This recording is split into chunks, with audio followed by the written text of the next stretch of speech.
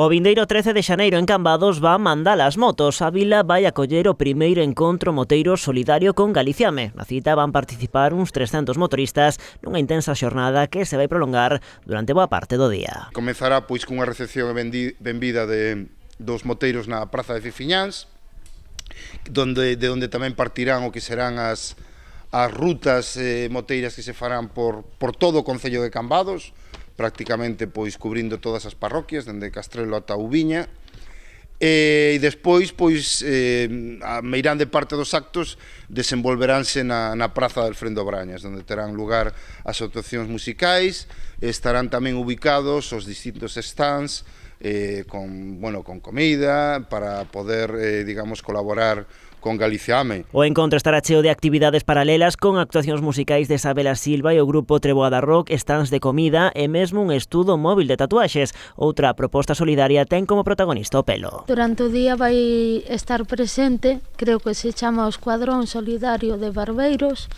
e van cortar pelo e afeitar de forma a cambio de un donativo, e o pelo que se poida recoller pois se donará para o cancro.